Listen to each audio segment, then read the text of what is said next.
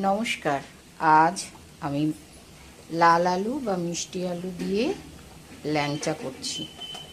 আচ্ছা, ল্যাংচা প্রথমে আলুটাকে আমি সিদ্ধ করে নিয়েছি, নিয়ে জল ঝরিয়ে তার মধ্যে মিল্ক পাউডার আর 1 চামচ মতো ময়দা দিয়েছি। মিল্ক পাউডার দিয়েছি 100 গ্রাম। এটা হচ্ছে 1 কিলো আলু, তার মধ্যে 100 গ্রাম মিল্ক পাউডার। এ হচ্ছে সুন্দর লাল করে ভাজা। এই যে চিনির রস হচ্ছে তৈরি,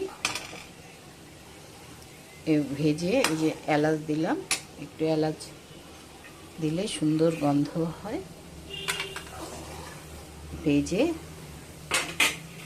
এখান দিয়ে ভেজে এখানে গরম গরম চিনির রসে দেব, আরও বানিয়ে যে রেখেছি।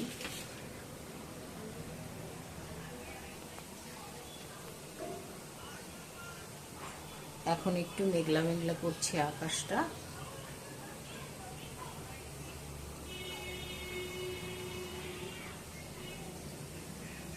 এটা খেতে খুব সুন্দর লাগে, আর এটা না সুগারের পেশেন্টও খেতে পারে।